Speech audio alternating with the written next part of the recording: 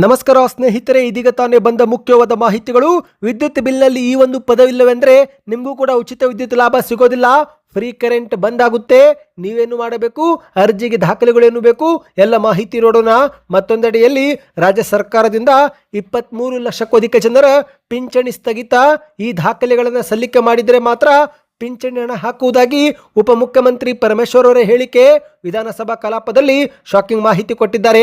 ಇನ್ನು ಗೃಹಲಕ್ಷ್ಮಿ ಯೋಜನೆಯ ಮತ್ತೊಂದು ಕಂತು ಬಿಡುಗಡೆ ಮಾಡಲಾಗಿದ್ದು, ನಿಮ್ಮ ಬ್ಯಾಂಕ್ ಖಾತೆಗೆ ಹಣ ಜಮಾ ಆಗಿಲ್ಲವೆಂದರೆ ಈ ವಿಡಿಯೋ ಸ್ವಲ್ಪ ಸ್ಕಿಪ್ ಮಾಡಬೇಡಿ. ಹೊಸದಾಗಿ ಅರ್ಜಿ ಸಲ್ಲಿಕೆ ಮಾಡುವವರಿಗೂ ಕೂಡ ಮುಖ್ಯವಾದ ಮಾಹಿತಿ. ಮತ್ತೊಂದಡಿಯಲ್ಲಿ ಬೆಂಗಳೂರಿನ ಶಾಲೆ ಒಂದರಲ್ಲಿ 500ಕ್ಕೂ ಅಧಿಕ ವಿದ್ಯಾರ್ಥಿಗಳಲ್ಲಿ ಅನಾರೋಗ್ಯ. H1N1 ಫ್ಲೂ ಆತಂಕಕ್ಕೆ ಇಡೀ ಶಾಲೆನೇ ಬಂದ್ ಮಾಡಲಾಗಿದೆ. ಎಲ್ಲ ಮಾಹಿತಿಗಳನ್ನು ಡೀಟೇಲ್ ಆಗಿ ನೋಡೋಣ. ಅದಕ್ಕೂ ಮೊದಲು ನೀವು ನಮ್ಮ ಚಾನಲ್ಗೆ ಮೊದಲು ಬಾರಿ ಭೇಟಿ ನೀಡುತ್ತಿದ್ರೆ ದಯವಿಟ್ಟು ಸಬ್ಸ್ಕ್ರೈಬ್ ಆಗಿ, ಪಕ್ಕದಲ್ಲಿ ಕಾಣಿಸುವ ಗಂಟೆ ಕೂಡ ಒತ್ತಿದ್ರೆ ಕರ್ನಾಟಕದ ಮಾಹಿತಿಗಳು ನಿಮಗೆ ಸಿಗುತ್ತವೆ. ವಿಡಿಯೋಗೆ ನೀವು ಲೈಕ್ ಮಾಡಿ ಮತ್ತು ವಿಡಿಯೋ ಕೊನೆವರೆಗೂ ನೋಡಿ. ಬನ್ನಿ ಸ್ನೇಹಿತರೆ, ಎಲ್ಲ ಸುದ್ದಿಗಳನ್ನು ಡೀಟೇಲ್ ಆಗಿ ನೋಡೋಣ.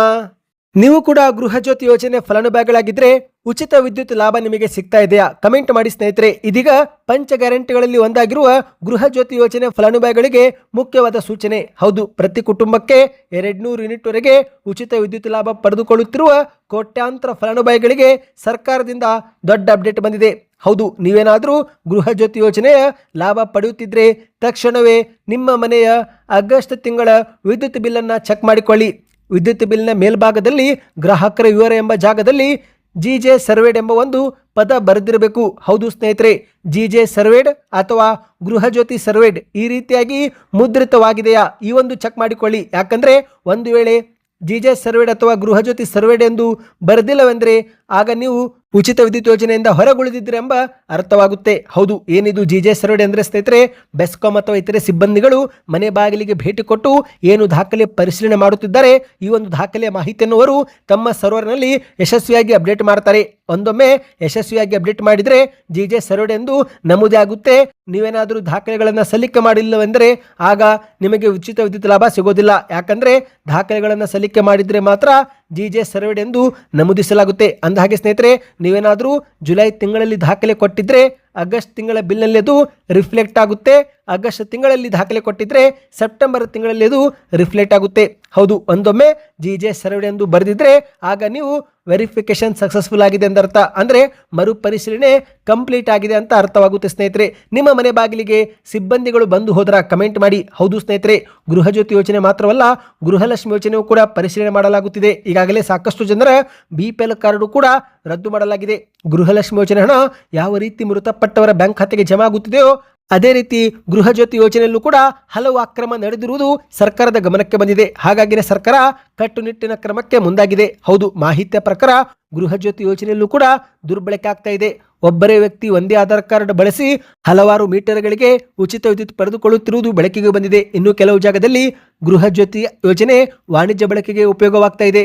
PG ಅಂಗಡಿಗಳು, ಕಿರಾಣಿ ಶಾಪ್ ಸೇರಿದಂತೆ ಇತರೆ ಅಂಗಡಿಗಳಿಗೂ ಕೂಡ ಉಚಿತ ವಿದ್ಯುತ್ ಹೋಗ್ತಾ ಇದೆ. ಇನ್ನು ಕೆಲವರು ನಕಲಿ ದಾಖಲೆ ಸೃಷ್ಟಿ ಮಾಡಿ ಲಾಭ ಪಡೆಯುತ್ತಿದ್ರೆ ಇನ್ನು ಕೆಲವು ಜಾಗದಲ್ಲಿ ಮೃತಪಟ್ಟ ವ್ಯಕ್ತಿ ಹೆಸರಲ್ಲೂ ಕೂಡ ಉಚಿತ ವಿದ್ಯುತ್ ಹೋಗುತ್ತಿರುವುದು ಗಮನಕ್ಕೆ ಬಂದಿದೆ. ಹಾಗಾಗಿನೇ ಸರ್ಕಾರ ಅಕ್ರಮಗಳಿಗೆ ಬ್ರೇಕ್ ಹಾಕಲು ಮನೆ ಮನೆಗೆ ಭೇಟಿ ಕೊಟ್ಟು ಭೌತಿಕ ಪರಿಶೀಲನೆ ಮಾಡುತ್ತಿದೆ. ಸ್ನೇಹಿತರೆ, ನಿಮ್ಮ ಮನೆ ಬಾಗಿಲಿಗೆ ಅಧಿಕಾರಿಗಳು ಬಂದು ಹೋದ್ರ ಕಮೆಂಟ್ ಮಾಡಿ. ಆಗಸ್ಟ್ 31ರವರೆಗೆ ಈ ಒಂದು ಮನೆ ಮನೆ ಭೇಟಿ ಕೊಟ್ಟು ಪರಿಶೀಲನೆ ಕಾರ್ಯ ನಡೆಯಲಿದೆ ಎಂದು ಹೇಳಲಾಗ್ತಾ ಇದೆ. ಬನ್ನೀಗ ಎರಡನೇ ಮಾಹಿತಿಗೆ ಹೋಗೋಣ.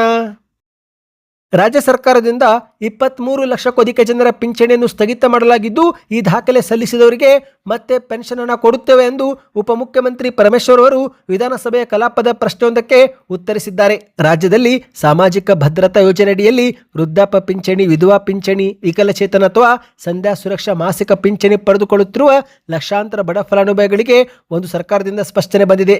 ನಿಯಮಾನುಸಾರ ಆದಾಯ ಮಿತಿ ಸೇರಿದಂತೆ ಇತರೆ ಮಾನದಂಡ ಉಲ್ಲಂಘಿಸಿದವರ ಶಂಕೆಯ ಮೇರೆಗೆ 23 ಲಕ್ಷಕ್ಕೂ ಅಧಿಕ ಫಲಾನುಭವಿಗಳ ಪಿಂಚಣಿಯನ್ನು ತಾತ್ಕಾಲಿಕವಾಗಿ ಸ್ಥಗಿತಗೊಳಿಸಲಾಗಿದ್ದು, ದಾಖಲೆಗಳು ಸಲ್ಲಿಕೆ ಮಾಡಿದ ಬಳಿಕ ಮರುಪರಿಶೀಲನೆ ಆದ ನಂತರ ಅರ್ಹರಿಗೆ ಮತ್ತೆ ಪಿಂಚಣಿ ಮರುಪಾವತಿ ಮಾಡುತ್ತೇವೆ ಎಂದು ಉಪಮುಖ್ಯಮಂತ್ರಿ ಡಾಕ್ಟರ್ ಪರಮೇಶ್ವರ್ ಅವರು ಹೇಳಿಕೆ ಕೊಟ್ಟಿದ್ದಾರೆ. ಹೌದು, ಇವತ್ತಿನ ವಿಧಾನಸಭೆಯ ಕಲಾಪದಲ್ಲಿ ಕಾಂಗ್ರೆಸ್ ಶಾಸಕಿ ಎಂ ರೂಪಕಲಾ ಅವರ ಪ್ರಶ್ನೆಗೆ ಡಿಸಿಎಂ ಪರಮೇಶ್ವರ್ ಅವರು ಮಾಹಿತಿ ನೀಡಿದ್ದಾರೆ. ಹೌದು, ನಿಯಮ ಬಾಹಿರವಾಗಿ ಪಡೆದುಕೊಳ್ಳುತ್ತಿದ್ದಂತ 51,720 ಅನರ್ಹ ಫಲಾನುಭವಿಗಳ ಪಿಂಚಣಿಯನ್ನು ಸಂಪೂರ್ಣವಾಗಿ ರದ್ದುಪಡಿಸಲಾಗಿದ್ದು, ಅದರಂತೆ 23,14,000 ಜನರ ಪಿಂಚಣಿಯನ್ನು ತಾತ್ಕಾಲಿಕವಾಗಿ ಸ್ಥಗಿತ ಮಾಡಿದ್ದೇವೆ ಎಂದಿದ್ದಾರೆ. ಹೌದು, ಆದಾಯ ಮಿತಿ ಮತ್ತು ಇತರೆ ಕಾರಣದಿಂದ 23 ಲಕ್ಷ ಮಂದಿಯನ್ನು ಸಂದೇಹಾಸ್ಪದ ಫಲಾನುಭವಿಗಳು ಎಂದು ಗುರುತಿಸಿ ಸದ್ಯಕ್ಕೆ ಪಿಂಚಣಿ ಸ್ಥಗಿತ ಮಾಡಿದ್ದೇವೆ.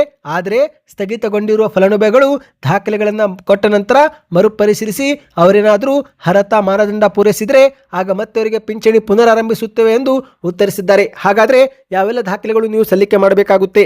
ಮೊದಲಿಗೆ ಸ್ನೇಹಿತರೆ, ವಯಸ್ಸಿನ ದೃಢೀಕರಣ ಪತ್ರ, ಆಧಾರ್ ಕಾರ್ಡು, ಮತದಾರರ ಗುರುತಿನ ಚೀಟಿ, ಜನನ ಪ್ರಮಾಣ ಪತ್ರ. ಒಂದೊಮ್ಮೆ ಸ್ನೇಹಿತರೆ, ಜನನ ಪ್ರಮಾಣ ಪತ್ರ ಅಥವಾ ವಯಸ್ಸಿನ ದಾಖಲೆ ಇಲ್ಲದಿದ್ದರೆ ಸರ್ಕಾರಿ ಆಸ್ಪತ್ರೆಗೆ ಭೇಟಿ ಕೊಟ್ಟು ವೈದ್ಯಕೀಯ ಮಂಡಳಿಯಿಂದ ಒಂದು ದೃಢೀಕರಣ ಪತ್ರ ಪಡೆದುಕೊಳ್ಳಿ, ಅದು ಕೂಡ ನಡೆಯುತ್ತೆ.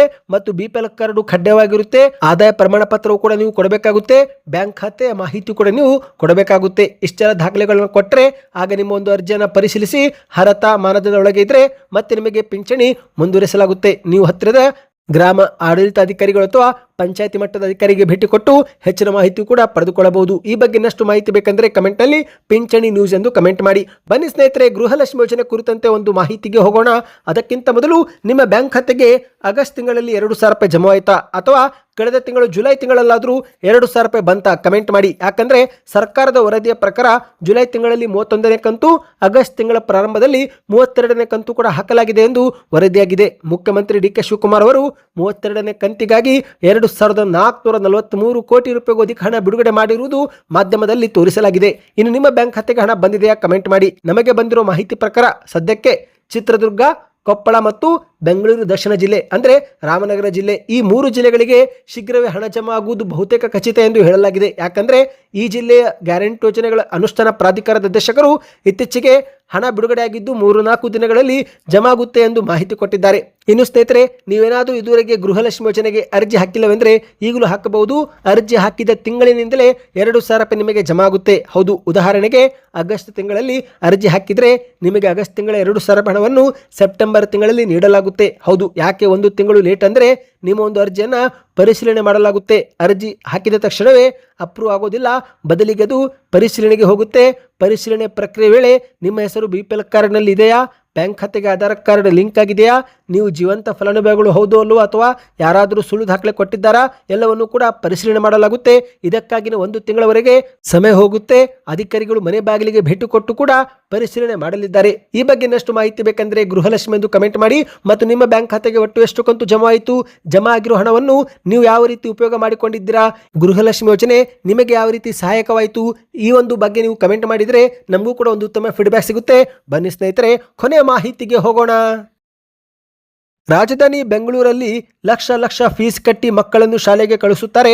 ಆದರೆ ಶಾಲೆಗೆ ಹೋದಂಥ ಮಕ್ಕಳು ಅನಾರೋಗ್ಯಕ್ಕೆ ತುತ್ತಾದರೆ ಪೋಷಕರಾದರೂ ಏನು ಮಾಡಬೇಕು? ಹೌದು, ಇಂತಹದ್ದೇ ಒಂದು ಶಾಕಿಂಗ್ ಘಟನೆ ಬೆಂಗಳೂರಿನ ಪ್ರತಿಷ್ಠಿತ ಶಾಲೆಯೊಂದರಲ್ಲಿ ನಡೆದಿದೆ. ಒಬ್ಬರಲ್ಲ ಇಬ್ಬರಲ್ಲ 500ಕ್ಕೂ ಅಧಿಕ ವಿದ್ಯಾರ್ಥಿಗಳು ಅನಾರೋಗ್ಯಕ್ಕೆ ತುತ್ತಾಗಿದ್ದಾರೆ.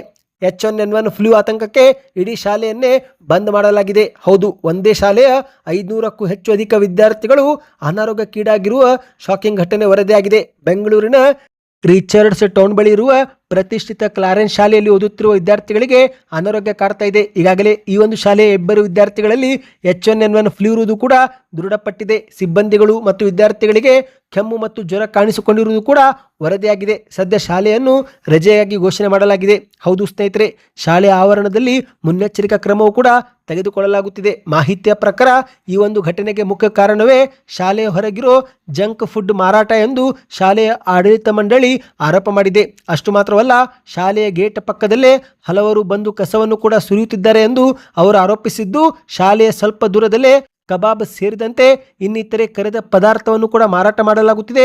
ಈ ಎಲ್ಲ ಕಾರಣಕ್ಕೇ ವಿದ್ಯಾರ್ಥಿಗಳಿಗೆ ಮತ್ತು ಸಿಬ್ಬಂದಿಗಳಿಗೆ ಹೆಲ್ತ್ ಎಫೆಕ್ಟ್ ಆಗಿದೆ ಎಂದು ಶಾಲೆಯ ಆಡಳಿತ ಮಂಡಳಿ ಆರೋಪ ಮಾಡಿದೆ.